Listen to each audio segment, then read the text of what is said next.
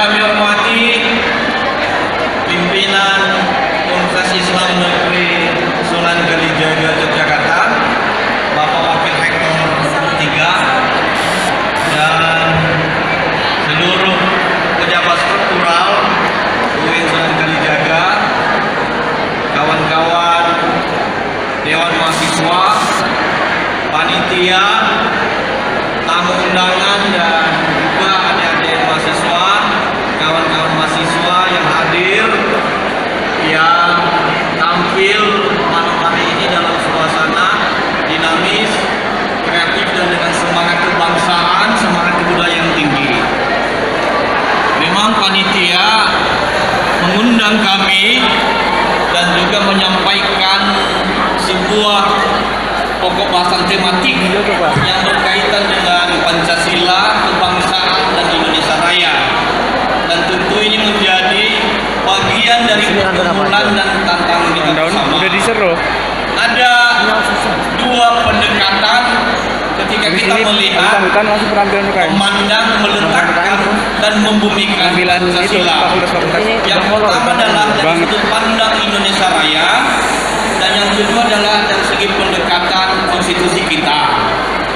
Indonesia Raya adalah sebuah atmosfer, sebuah gugusan, sebuah kawasan, atau sebuah negara kesatuan Republik Indonesia yang memang secara realitas politik, secara fakta sosial, kenyataan kultural memang beraneka ragam, memang majemuk dengan semangat dan etos Bhinneka Tunggal Ika. Ada sejumlah bahasa, bahkan subbahasa. Maka sebetulnya ada suku, ada subsuku, ada bahasa, ada subbahasa, ada adat, ada kebudayaan yang aneka ragam, yang sangat variatif, yang tumbuh dan lahir secara kultural dan di rahim Indonesia Raya di berbagai daerah-daerah di Indonesia. Ada golongan, ada berbagai profesi, ada berbagai bahasa, ada berbagai agama dan kepercayaan.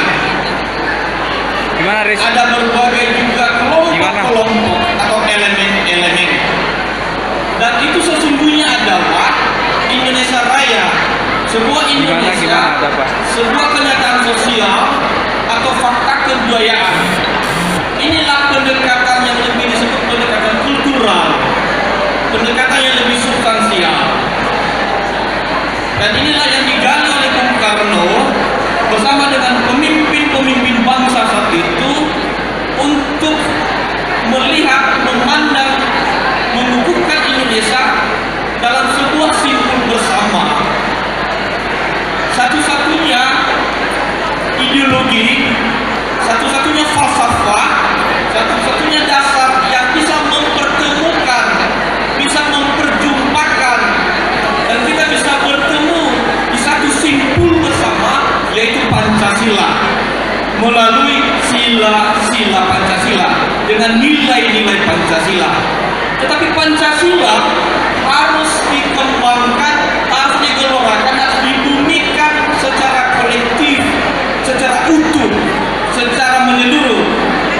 Pandanglah, bumikanlah, tegakkanlah Pancasila, tidak sekedar satu sila, tidak sekedar dua sila, tetapi ketika kita membumikan ketuhanan yang Maha Esa, maka kita harus berkuat dengan sila kemanusiaan yang adil dan beradab, dengan persatuan Indonesia, dengan sila keempat, dengan sila kelima, keadilan sosial bagi seluruh Indonesia. Demikian juga ketika bisa membumikan nilai persatuan Indonesia atau keadilan sosial, maka itu harus diperkuat dengan landasan etik, moral, spiritual, ketuhanan yang Maha Esa, kemanusiaan adil dan beradab. Itulah Pancasila, sebuah ideologi yang hidup, yang dinamis, sebuah pandangan yang refleksi atau menggambarkan, merefleksikan sikap pandangan hidup masyarakat dan bangsa Indonesia. Oleh karena itu, maka sesungguhnya yang hakiki itulah nilai atau pendekatan kultural, pendekatan substansial. dari kandungan bumi pertiwi Indonesia Raya yang kemudian itu diwadahi di dalam konstitusi kita melalui pembahasan, studi kajian, refleksi sosial, refleksi politik, refleksi budaya, refleksi teologis bahkan dari para pendiri bangsa, ibu dan bapak pendiri bangsa kita, sehingga diwadahi di dalam pembukaan Undang-Undang 45. Nilai-nilai Pancasila inilah yang ada di dalam pembukaan Undang-Undang 45. Makanya bangsa Indonesia, negara Indonesia melalui MPR RI, Majelis Permusyawaratan Rakyat Republik Indonesia, menyepakati betul